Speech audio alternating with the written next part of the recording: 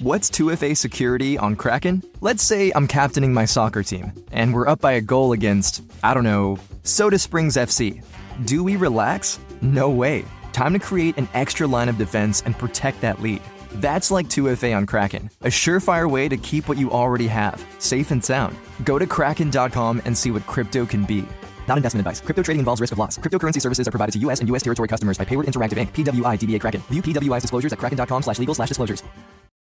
Ryan Reynolds here from Mint Mobile. With the price of just about everything going up during inflation, we thought we'd bring our prices down. So to help us, we brought in a reverse auctioneer, which is apparently a thing. Mint Mobile Unlimited Premium Wireless. How to get 30, 30, bit to get 30, bit to get 20, 20, 20, bit to get 20, 20, bit to get 15, 15, 15, 15, just $15 a month? Sold! Give it a try at mintmobile.com/switch. $45 upfront payment equivalent to $15 per month. New customers on first 3-month plan only. Taxes and fees extra. Speed slower above 40 gigabytes. See detail. This is Optimal Finance Daily. 8 important tips to improve your finances in only 30 days by Christina Browning of ourrichjourney.com. While financial literacy and long-term money habits are the best way to improve your finances, there are a few quick fixes that will go a long way in improving your financial situation as soon as possible. And I'm not talking about budgeting or maxing out retirement accounts either. Instead, I'm going to share 8 unique tips on how to improve your finances in only 30 days. Number 1, increase your credit score. There are some surprisingly simple ways to do this, and the main one is focusing on your credit utilization ratio. This ratio takes the amount of credit you're using and divides it by the total credit that you have and makes up 30% of your credit score. By actively working to decrease this ratio, you will increase your credit score very quickly. As you increase your credit score, you can decrease the amount of interest you have to pay off when you're financing things. For more info on credit utilization and the importance of increasing your credit score, check out our YouTube video on the topic.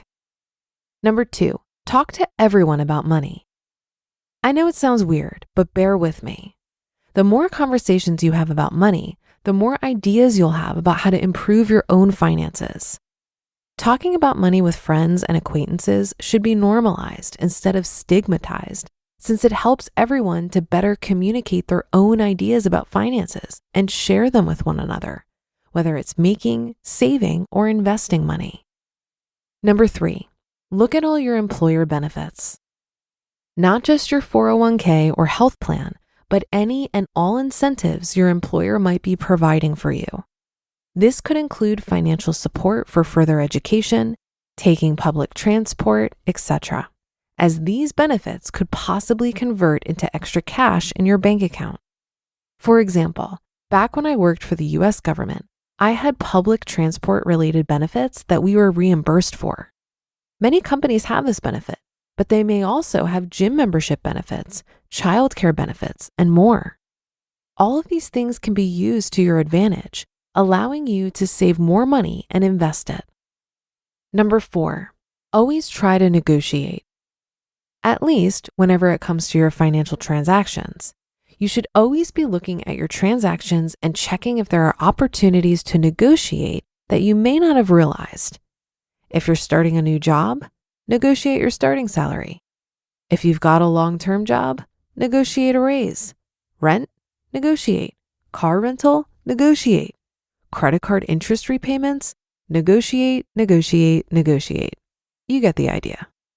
There are many things you can negotiate down into lower rates and lower payments, allowing you to save and invest more in the long run. You'll need to feel comfortable in your negotiating skills, so consider starting off small if you're not there yet. Maybe ask for a little more coffee in your Starbucks cup, or inquire about discounts or vouchers at your favorite store. Things that may seem arbitrary, but will add up over time and help you to negotiate on bigger and better things. Number 5, create a plan. If you want to achieve financial independence or FIRE, you need a plan. I can't emphasize this enough. FIRE is about making, saving, and investing money, and you need to know how you're going to do that over the long term. You want to create a detailed financial plan with trackable milestones. This is exactly what Aman and I did on our financial independence journey, And every time we broke through those personal milestones was a cause to celebrate, as we could feel ourselves getting closer to our final goal, and it motivated us to continue. If you don't have a plan already, you need to make one and commit to it. Number 6, learn with intention.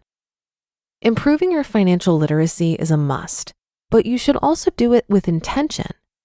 That is, more than just whiling away an hour or two reading a general book on personal finance. My favorite method is to choose a specific financial subject and spend an entire day learning about it. That means books, podcasts, articles, and YouTube videos you can find. The next time you have a free day, choose a new subject and repeat. Number 7, hold regular finance meetings with your partner. And by regular, I mean once a week or once a month at least. Aman and I have been having financial meetings together ever since we began our journey to financial independence, and we will still keep it up even now that we've achieved F.I.R.E. It's incredibly important that you and your partner are on the same page finance-wise.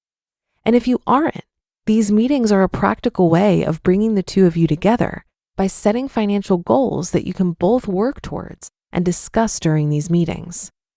If you're single, you can still have financial meetings like these. You just need to find an accountability partner. This is someone who will put pressure on you to continue achieving your financial goals. These meetings will ensure that you are consistently reviewing your finances and tracking your progress. And number 8, enjoy the journey. Striving to achieve financial independence is not a sprint, it's a marathon. It's a goal you might work toward over a lifetime, so it's imperative that you take time to enjoy the process rather than see it as a chore. You should find the right strategies to enjoy it so you can prepare yourself for longevity and reduce the risk of burning out.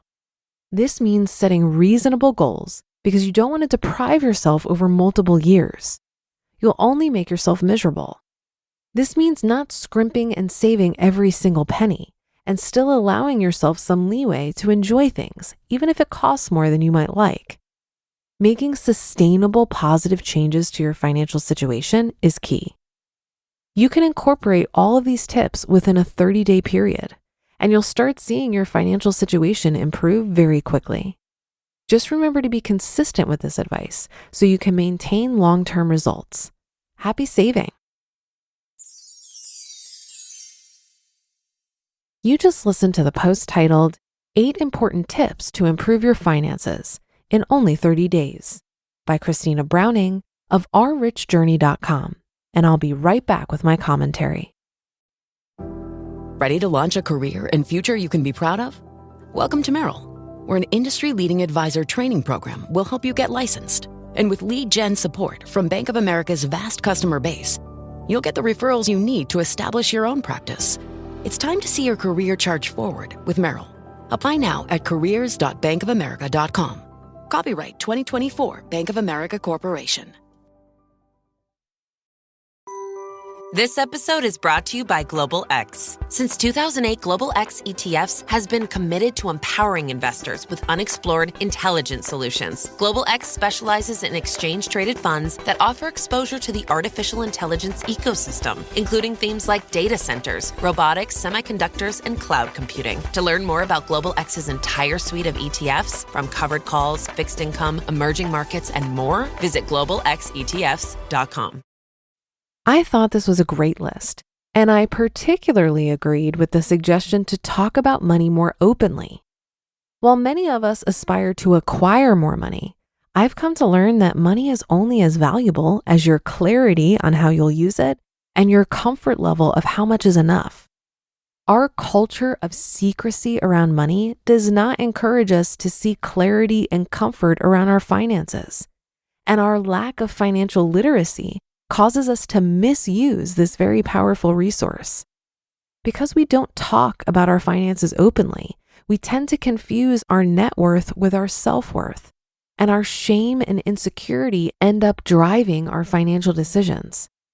By increasing our financial literacy and talking about money openly, we start to view money as an impersonal tool that we can leverage to create more autonomy and freedom in our lives. Our beliefs, cultural norms, and silence around money keep us from using it to its full potential. I found when I started to surround myself with people who liked to talk about their personal finances, I more easily found resources and guidance to figure it out for myself. Over time, I developed the discernment to know which financial concepts applied to me and which ones didn't. And by exposing myself to a lot of different opinions and perspectives about money, like you hear on this show, I was able to relax into my own viewpoints that have come to serve me well. But that should do it for today. Have a happy rest of your day, and I'll see you for the Monday show tomorrow, where your optimal life awaits.